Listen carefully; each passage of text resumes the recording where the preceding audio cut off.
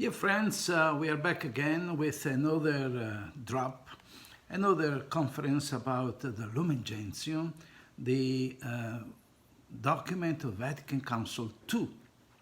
We are in chapter 3. We are going to talk about the church as hierarchical. It means the structure of the church. Very interesting that this chapter begins with the Vatican Council I. The one we are talking about is 2, but the one before us, it says very clearly that the Vatican Council I teaches and declares that Jesus Christ, the eternal pastor, set up the Holy Church by entrusting the apostles with their mission as he himself has been sent by the Father. Okay, so first of all, the church is not organized by some fishermen or some fathers of the church. No, the church has been organized directly as by Jesus Christ. Secondly, it says, he willed that their successor, the bishops, namely, should be the shepherds in his church.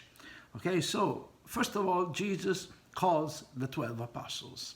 After that, he wants that the bishops continue the same work of the apostles after the death of the apostles. So he says, in order that the episcopate itself, however, might be one and undivided, he put Peter at the head of the other apostles. In him he set up a lasting and visible source and foundations of the unity, both the faith and communion. Let me explain this because it's important. That Peter is the source and foundation of unity of the church. Why? Because all the bishops are united in Peter. So it's not just that Peter is the head, No, Peter is also the unity.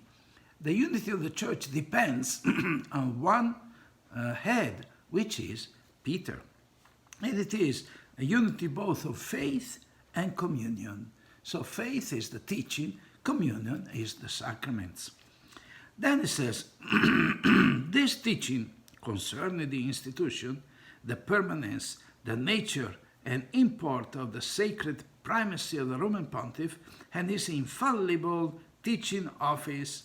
Okay, so this unity, the fact that Peter is the source of the unity of the church, requires the primacy. So it means the first. He's the first of the apostles. It's not just like another apostle. He's the first. So it means the primacy of the Roman Pontiff, and second, the infallibility in the teaching office, and in the sacred synod proposes anew to be firmly believed by all faithful. So the Vatican Council first obliges all faithful to believe in two things.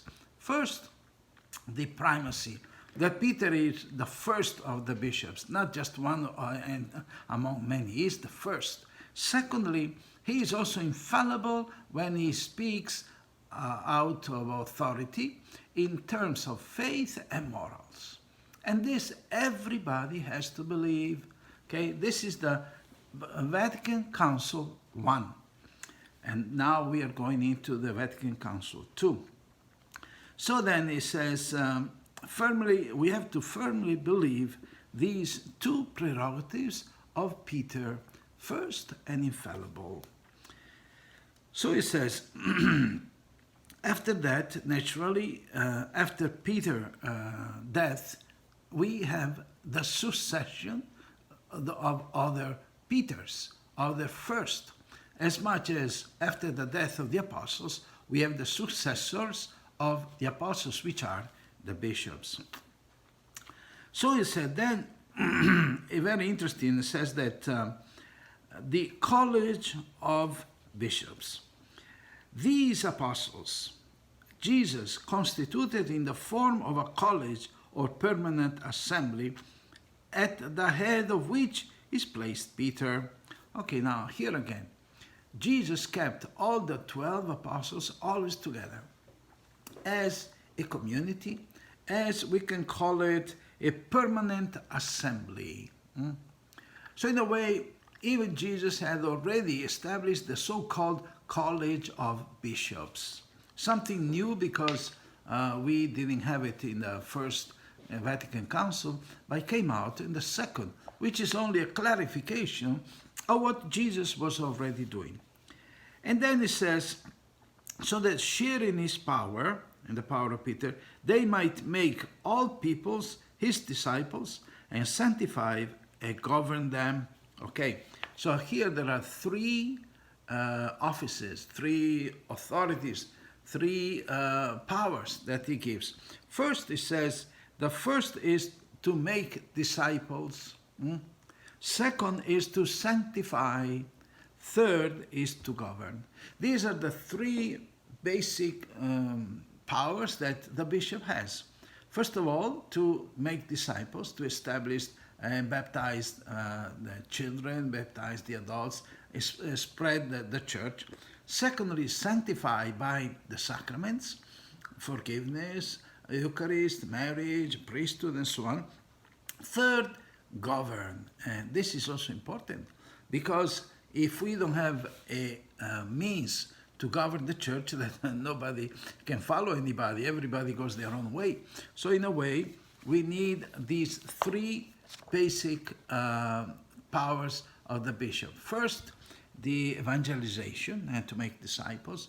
Second, to sanctify, to give the sacraments. And third, to govern. So these apostles, they were appointed by Jesus, but then they were confirmed in Pentecost. Remember when the Holy Spirit came down, and they were confirmed also by the Holy Spirit.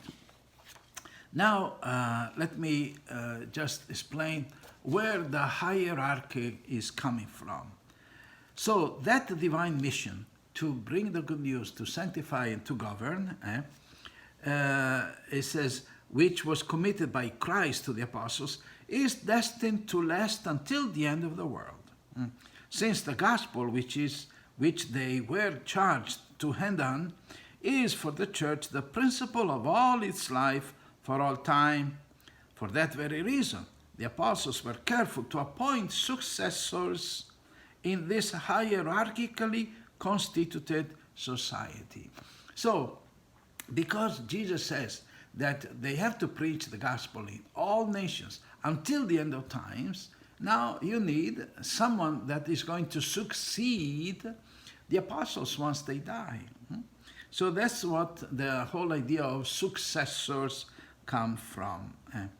So in fact, not only had they various helpers in their ministry, but in order that the mission entrusted to them might be continued after their death, they consigned by the will and testament, as it were, to their immediate collaborators the duty of completing and consolidating the work they had begun. Okay, so the apostle already began calling the deacons, for instance. You know, the deacons were called even before the priest, and then later on the priest. And when they were close to die, they also appointed bishops. Look, for instance, Timothy. St. Paul was an apostle, but Timothy, for instance, became Bishop of Cyprus. And so he was successor of the apostles, because that good news was supposed to be preached in all nations, but until the end of time. That's what Jesus said. So they accordingly designated such men and then made the ruling that likewise on their death other proven men should take over their ministry. So this is something natural. After the apostles, they instituted other apostles, the successors, the bishops. And the bishop, when he comes to die, he's going to appoint other bishops. So it says, the succession is very important. Why? Because it is a proof that the power of the sanctifying, power of announcing the discipleship, and the power of government is handed down directly from the apostles. I remember that I was talking to an Orthodox priest, and when he shows you the certificate of ordination, he gives you the whole list, going back from bishop to bishop to bishop to bishop, up to one apostle. Every church, every local church is descendant or is the succession of one apostles. And so that we have here the so-called apostolic succession. When we say the creed, we say we believe in one holy, Catholic, and apostolic. Why apostolic? Because they come directly down from the apostles. So in order to be a valid bishop, you have to have the whole succession from one of the apostles.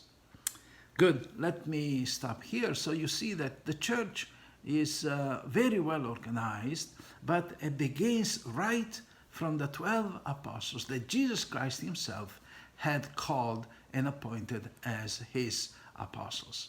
Thank you very much, and see you next time. Bye-bye.